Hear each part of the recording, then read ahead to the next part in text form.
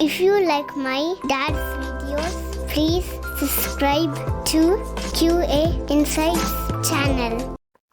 In last video, we have seen about how you can add an icon to the JMeter toolbar. And we added an action listener. Upon clicking, it will display the hello world message. Pretty simple and very straightforward. In this video, we are going to take our JMeter plugin development to another level. In this episode, we are going to see how you can create your own custom functions in JMeter. So functions are special values that can populate fields of any sampler or any other element in a test tree. So this is the definition of functions. Most of the time, the functions are thread safe. Basically, you can spin up any number of threads based on your resource in your system, and it will not interrupt or it will not get some conflicts when the load testing or stress testing is in progress. So you can safely use functions and variables without any issues in JMeter. But these functions are somewhat limited. So these are the default functions: thread number to get the thread number, thread group name to get the thread group name. And as you see here, the name itself tells about the purpose of each function. And most of the time you will end up using, say, for example, UID, random, and sometimes you will end up using thread number, thread group name, and you will end up using test plan name and variables, v, eval. So these are the commonly used functions. And if you go to JMeter plugins website, so if you install this plugin, you will get another set of functions. So here, as you see, choose random from the list of the comma separated values: double sum, env, base 64 encode, base 64 decode, string length, substring, everything. But again, you are limited to these functions. So what if you want something, say, LLM token counter, something like that? I'm just throwing up some example. So you have to create your own function. So that is what we are going to do in this video. So for that, I'm going to take a very simple common use case, which is mocking the test data. So definitely we need a lot of test data to simulate the real world scenarios. So what we do is we create a CSV, we store everything, and we distribute among multiple systems, multiple worker machines, and then it will just fetch it. But there's another way where you can, instead of using CSV file, you can generate the test data on the fly. So no need to store, no need to maintain your test data. If you have millions of records, it's very tough to maintain. So on the fly, you can generate. Again, there are a lot of libraries out there. You can just go to Maven repository and search for fake data. You can get a lot of libraries. So in this example, we are going to take this data faker 2.5.4, and this is the dependency. So one of the main thing you need to keep in mind is you need to go through the respective docs on how to implement. Of course, with the help of LLM, you can expedite this process now, but you need to know where to look for. So now if you see this GitHub repository, you can just quickly go through how you can get started. So in this video, we are going to add this dependency in the pom.xml, and then we are going to just create some kind of a function where it will accept the type, and then it will give back the actual mock data. So we are going to see it in a demo. So now let us go back to our previous project. And as you see, we have already added a couple of build plugins. So in this case, we are going with another plugin called Maven Shade plugin. So this plugin, it will create a fat jar. So basically, let us start by adding this particular dependency. So I'm going to copy this and go to pom.xml under dependencies section. So I'm going to paste this and hit this Maven icon. So now it has been downloaded locally. So now once you package your JMeter plugin, which has the hello icon and hello menu, JMeter will ship only the dependence which we have mentioned in here. So it doesn't have any idea on net.datafaker unless you add this shade plugin or unless you create something very big fat jar. So fat jar is including everything, whatever it's required to run the JMeter function successfully. So that is why I made this little change. Anyway, I will push these POM and other projects to the GitHub. You can refer it. So basically the idea is you need to create a one fat jar using this shade plugin, and you have to add the right dependencies so that your JMeter will look for the right class path and then it will work fine. Otherwise, you will get no class path error. So that being said, now let us create a new package. So I'm going to create a new package, say fake data. And inside this package, I'm going to create a new function, fake data func. So this is for JMeter. And I'm going to create another class which has the responsibility to generate the actual test data, the mock data. So now fake data generator. So here we are going to make use of the fake data library. So let us begin with some static method, generate fake data, so which takes the string as a type. So which, if it is an address, it will give the address. If it is a first name, it will give you the first name. Again, if you ask for password, it will give the password.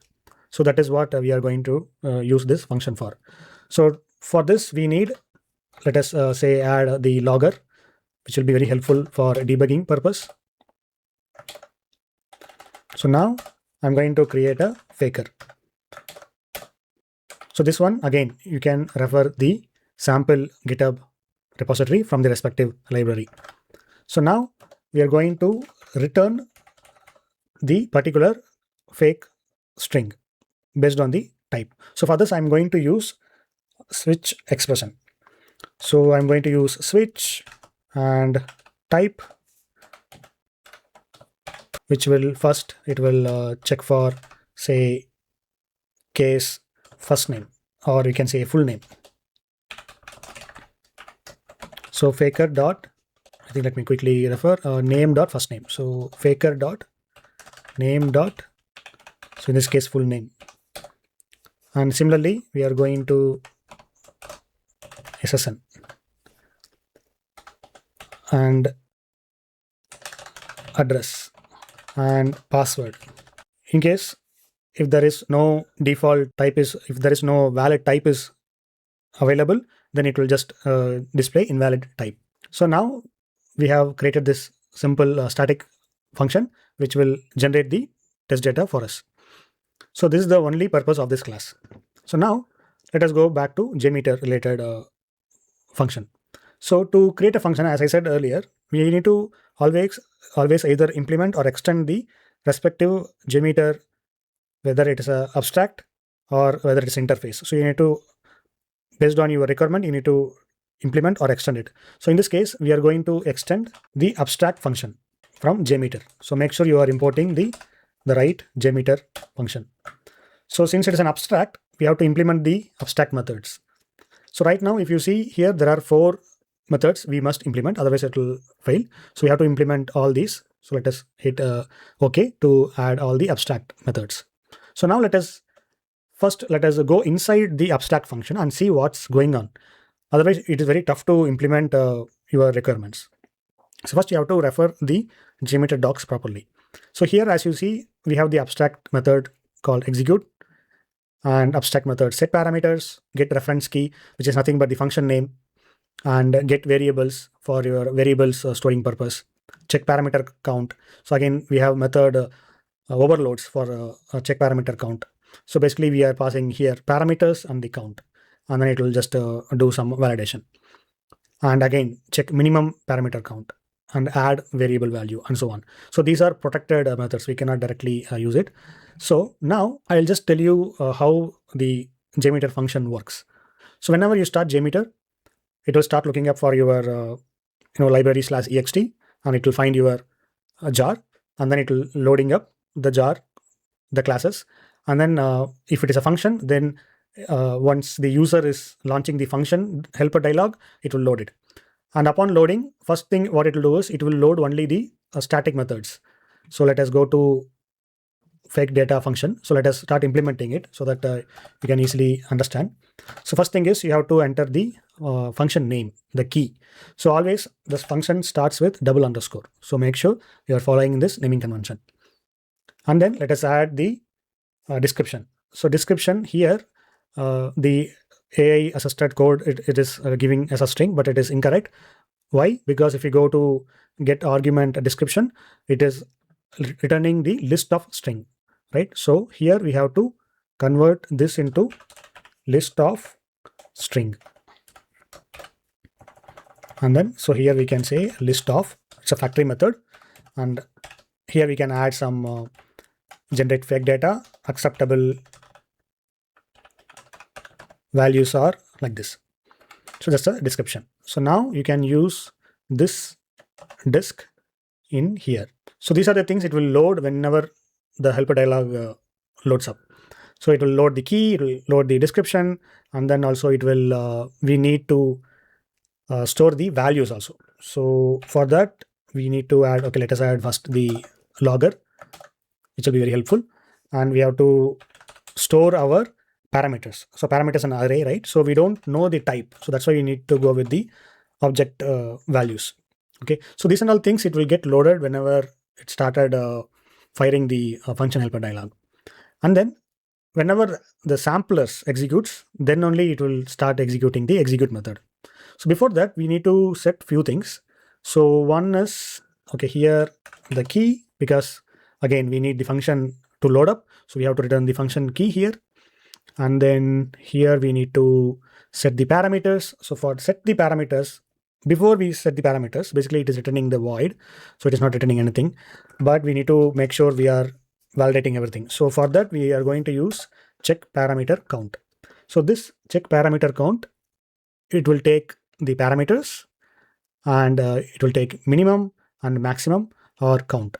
So here we need to add one more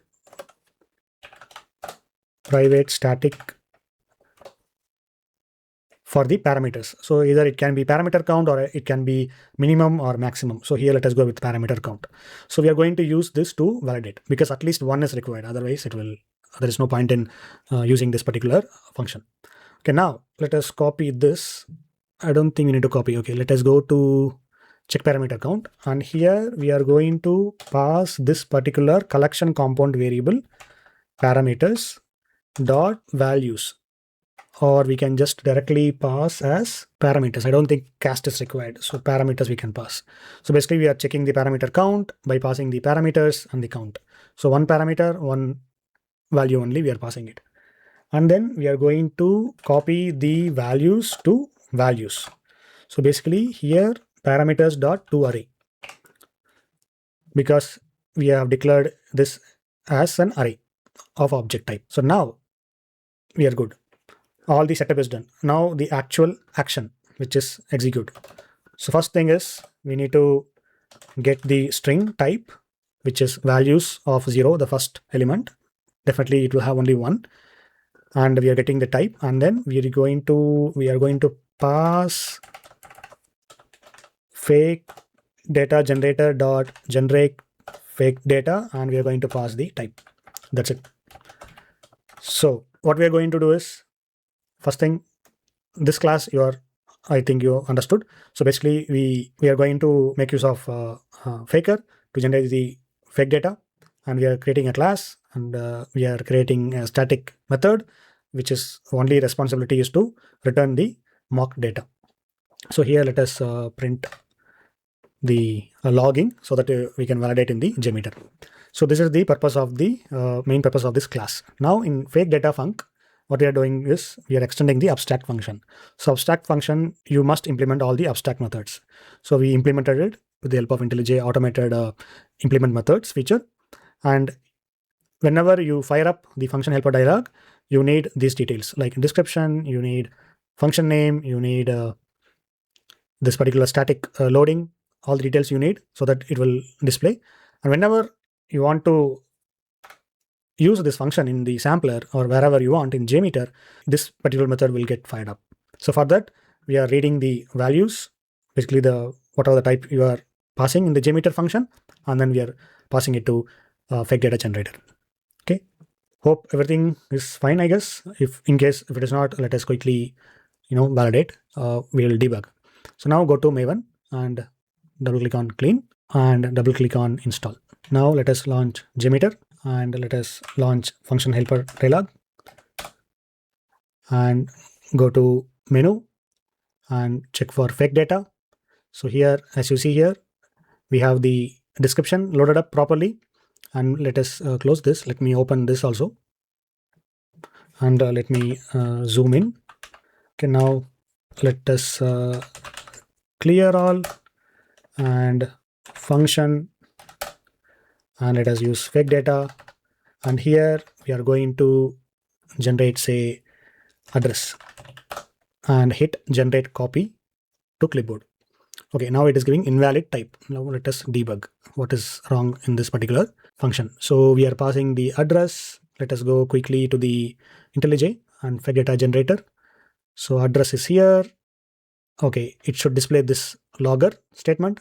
Let us quickly go to JMeter. Okay, it is displaying fake data type. Okay, this is fine. And I think we need to double check in here.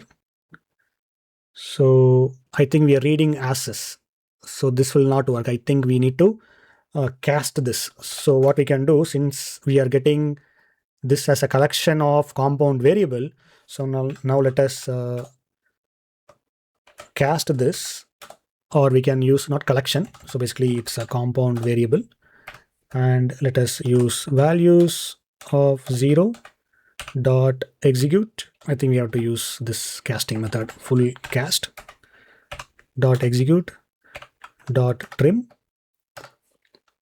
So basically we are converting the string which you enter in the function helper dialog to compound variable, and we are making use of this execute method, and we are trimming it. Okay, now we are going to use this in this particular method. Okay, so now let me close everything and let us clean, let us install and launch, and log viewer, let us zoom in a couple times, and let us launch functions, fake data, and let us add address here. Hopefully this should work. Yes. So now as you see, it is generating the address. Now if you type, say, email, I hope we have email also. Yes, email is also working. Full name, it's working. And say if I give say last name, invalid type. So everything is working fine. So now you can use this particular function anywhere in your script. It will work. So that's safe. So this is how you create a custom function based on your requirement and bundled as a plugin, and then you can publish it in your plugin manager or internal marketplace, wherever you want. But one of the important thing you have to notice, you have to bundle it properly. Even to workers machine also you have to bundle it. Otherwise, JMeter will not know about your classes. I hope this session is pretty useful. Thanks for watching. Have a good day. If you like my dad's videos, please subscribe to QA Insights channel.